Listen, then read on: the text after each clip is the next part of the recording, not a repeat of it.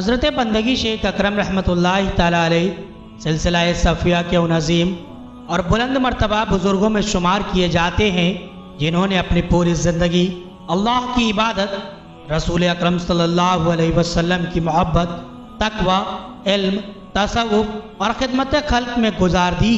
आप अपनी बुलंद अखलाकी सिफ़ात, सादगी, परहेजगारी और रूहानी कमालात की वजह से अपने दौर में ख़ास मकबूल थे।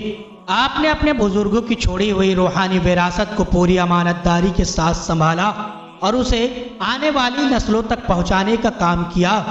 आप हज़रत बंदगी शेख मुबारक रहमतुल्लाहि ताला अलैह के साहबजादे थे। आपने वालिद माजिद की निगरानी में कुरान करीम, हदीस, फ़िक़्ह, तसव्वुफ़ और शरीयत के उलूम हासिल किए। बचपन से ही आपकी तबीयत इबादत, ज़िक्र अस्कार, मुजाहिदा और रियाजत की तरफ माइल थी। यही वजह थी कि कम उम्र में ही आप रूहानी मंजिलों पर फाइज होने लगे और लोगों की निगाहों में एक परहेजगार वली के तौर पर पहचाने जाने लगे। आपका सजरा नसब महज एक वास्ते से होता हुआ हज़रत मखदूम साद सफ़ी को 10 सिरों से जा मिलता है।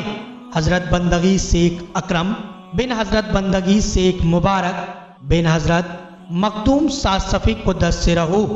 आपने वालिद के विसाल के बाद हज़रत मखदूम साद सफ़ी को 10 सिरों के दरगाह शरीफ के सज्जादा नशीन बने। आपने इस जिम्मेदारी को केवल एक सज्जादगी नहीं बल्कि एक अमानत समझकर निभाया। आपकी सरपरस्ती में खानकाह इल्म, तरबियत, तसव्वुफ़ और इस्लाह का एक अहम मरकज़ बन गई। दूर दराज से लोग आपकी खिदमत में हाजिर होकर दीन की तालीम, रूहानी इस्लाह और दुआओं का फैज़ हासिल करते थे।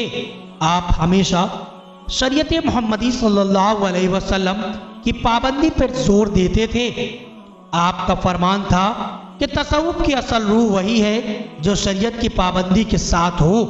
आपने अपने मुरीदीन को तक़वा, इखलास, सच्चाई, सब्र, शुक्र, तवक्कुल, खिदमत वालिदैन मोहम्मद रसूल सल्लल्लाहु अलैहि वसल्लम और इंसानियत की खिदमत का दर्स दिया।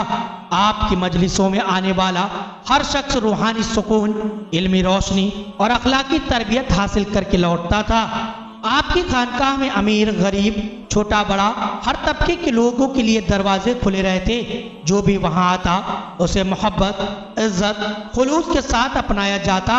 आपने समाज में भाईचारा, अमन, इंसाफ और इंसानियत का पैगाम फैलाया। यही वजह है कि आपके ज़माने में आपकी खानकाह केवल इबादत का नहीं बल्कि इंसानी खिदमत और इस्लाही तालीम का एक बड़ा मरकज़ बनी। 13 रबीउल आखिर 1026 हिजरी को आपने इस फानी दुनिया से पर्दा फरमाया।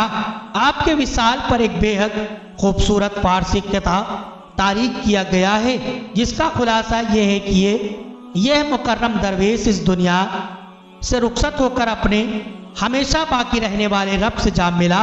ये जुमला हिसाब अबजद के मुताबिक आपके विसाल की तारीख 1026 हिजरी की तरफ भी इशारा करता है जो उस दौर में अदबी और रूहानी ज़ौक़ की एक बेहतरीन मिसाल है।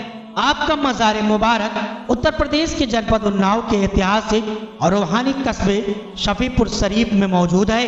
ये मज़ार हज़रत मखदूम साद सफ़ी को 10 सिरों के गुंबद के मेन दरवाजे के बिल्कुल मुंतसिल यानी सटा हुआ है।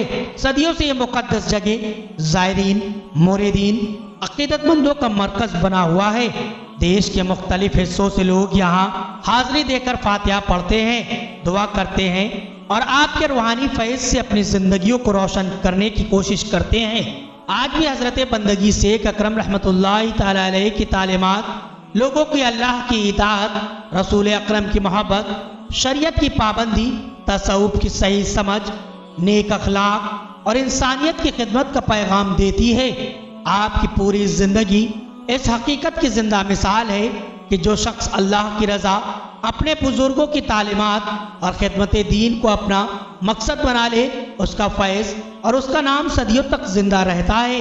अल्लाह ताला हमें भी ऐसे बुजुर्गों के नक्शे कदम पर चलने और उनकी तालीमात पर अमल करने की तौफीक अता फरमाए। अगर आप यहाँ तक आए हैं तो आमीन ज़रूर लिखते जाएं।